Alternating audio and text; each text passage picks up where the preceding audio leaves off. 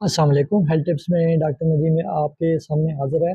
आज का जो हमारा टॉपिक है ये इंतहाई अहम और मालूमाती टॉपिक है, इसलिए आपने जो ये मेरी वीडियो है ये आपने स्किप नहीं करनी, ये पूरी देखनी है। इससे इंशाल्लाह आपको बहुत ज़्यादा मालूमात मिलेंगी। इससे पहले भी आपने इस बीमारी के बारे में सुना होगा, लेकिन आपको इस तरह की मालूमात आज तक किसी ने नहीं दी होगी। आपको इसके बारे में इंतहाई जो है डिटेल से जो वीडियो है वो मैं आपको दूँगा और इंतहाई अहम मालूमात दूँगा। इसमें एलोपैथी इलाज और होम्योपैथी इलाज दोनों के बारे में आपको आगाह करूँगा, इसलिए आपने ये मेरी जो वीडियो पूरी देखनी है।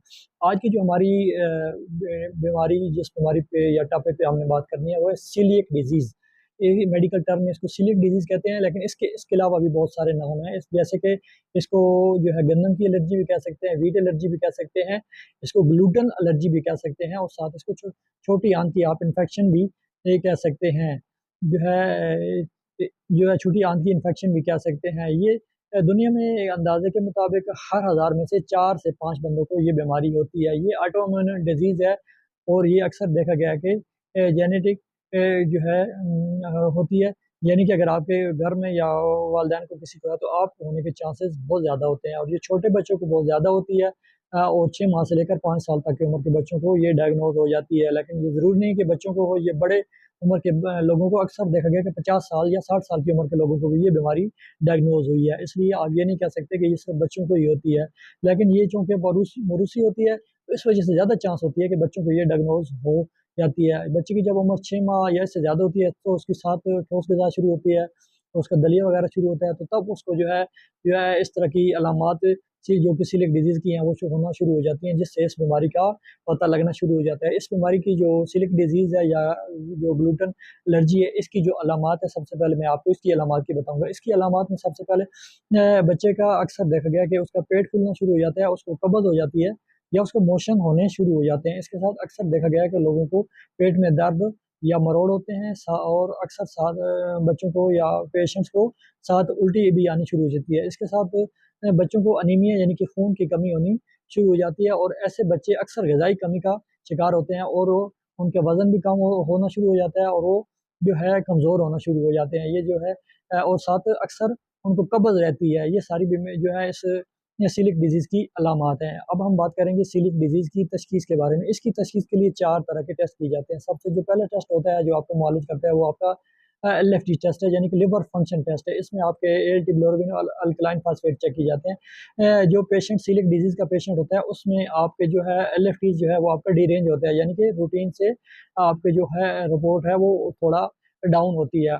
इसके साथ जो दूसरा टेस्ट होता है जो इसके लिए स्पेसिफिक टेस्ट है एंटी-टीटीजी आईजीए जो है इस बीमारी की तशख़ीस के लिए बहुत ज़्यादा कारगर टेस्ट होता है। ये आपका मुआलिज आपकी जो है मुस्तनद मुआलिज है ये आपका टेस्ट लिखता है। ये भी ब्लड टेस्ट होता है। ये दोनों टेस्ट जो आपको बताए हैं ब्लड टेस्ट हैं। इसके बाद जो तीसरे नंबर पर आपका टेस्ट है वो आपका जो है एंडोस्कोपी होता है, यानी कि आपके एक कैमरे के ज़रिए आपका मुआयना किया जाता है, आपके मैदे का और आपकी छोटी आंत और बड़ी आंत छोटी आंत का मुआयना किया जाता है। इससे भी इस बीमारी की तशख़ीस में बहुत ज़्यादा मदद मिलती है। और जो चौथे नंबर पर जो मेन टेस्ट है वो इसका बायोप्सी टेस्ट है, जिससे ये बीमारी कन्फर्म होती है। वो आपके जो है छोटी आंत के गोश्त का एक टुकड़ा जो है आपका मुआलिज जो है वो आपका निकालता है और वो आपको हिस्टोपैथ के ज़रिए इसका जो है एक टेस्ट लैब में भिजवाता है, जिसकी रिपोर्ट 2 हफ्ते के बाद आती है, जिससे ये इस बीमारी की तशख़ीस में और इसके इलाज में बहुत ज़्यादा मददगार साबित होता है। ये जो 4 टेस्ट हैं ये इस बीमारी के लिए बहुत ज़्यादा ज़रूरी हैं। अब हम बात करेंगे इसके इलाज की। इसके इलाज के लिए मेडिकल में तो एलोपैथी में इसका कोई ख़ास इलाज नहीं है। सिर्फ़ आप जहाँ भी जाएँगे आपको डॉक्टर जो है आपको परहेज़ का ही बताएगा। अलबत्ता एलोपैथी में होम्योपैथी में 2 से 3 तरह की मेडिसिन है जो इस बीमारी में बहुत ज़्यादा कारगर साबित हुई है, वो मैं आपको बताऊँगा। आपने जो है एलोपैथी में तो आपने जो है इस पेशेंट को वीकनेस हो जाती है, ग़िज़ाई कमी का शिकार हो जाते हैं, तो आपने पेशेंट्स की डाइट का ख़्याल रखकर करना है।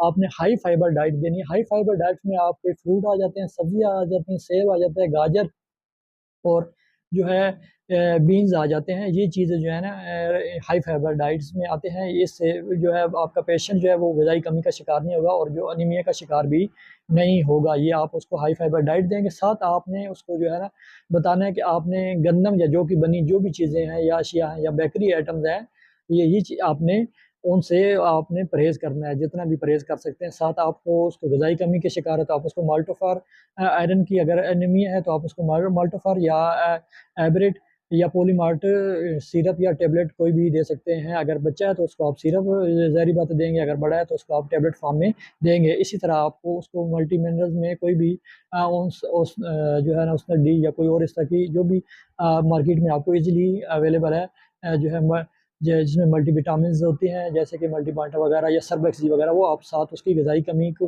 दूर करने के लिए आप ये मेडिसिन भी साथ दे सकते हैं। इसके साथ अभी हम बात करेंगे इसके होम्योपैथी तरीका का इलाज के बारे में। होम्योपैथी में इस बीमारी का जो है 3 ऐसी दवाइयाँ हैं जो इसके लिए बहुत ज़्यादा कारआमद साबित हुई हैं और उनका बहुत अच्छा रिज़ल्ट देखा गया। ये आपने लगातार 3 से 6 माह तक इस्तेमाल करानी है। इससे काफ़ी हद तक लोगों को देखा गया है कि 70 से 80% लोग ऐसे हैं जिनकी ये जो बीमारी है उसमें बहुत हद तक जो है अफ़ाका देखने में आया है। ये जो है इसमें सबसे पहले मैं आपको जो 3 दो दवाइयाँ हैं वो इसमें बताऊँगा।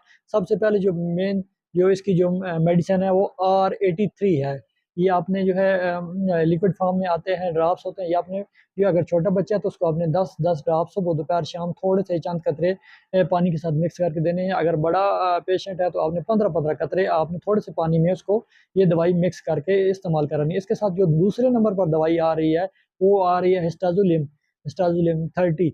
ये आपने जो है पेशेंट को 2 ड्रॉप्स रोज़ाना थोड़े से पानी में मिक्स करके आप ये भी इस्तेमाल करा सकते हैं। इसके साथ जो तीसरी दवाई है एलेक्सियम एलेक्सियोनियम एलेक्सोनियम 30, ये जो है ये भी होम्योपैथी की मेडिसिन है। ये आपने बीएम कंपनी की है। ये भी इंतहाई इसका भी अच्छा रिज़ल्ट आपको देखने को मिला है। ये आपने 5-5 कतरे सुबह, दोपहर, शाम थोड़े से पानी में मिक्स करके पेशेंट को देने हैं। ये जो दवाइयाँ तीनों आपको बताई हैं होम्योपैथी की, आपने 3 से 6 माह तक लगातार इस्तेमाल करानी है। इससे इंशाल्लाह आपको काफ़ी हद तक 70 से 80% मरीज़ों में देखा गया है कि अफ़ाका आया है। तो उम्मीद करता हूँ आज की वीडियो से आपको काफ़ी मालूमात मिली होगी। अगर ये आपको वीडियो अच्छी लगे तो इसे लाइक, शेयर और सब्सक्राइब ज़रूर करें ताकि आपको इस तरह की मेडिकल से रिलेटेड मज़ीद मालूमाती वीडियोज़ मिल सकें। तो नाज़रीन अपना और अपने अज़ीज़ों का ख़्याल रखें। बाय।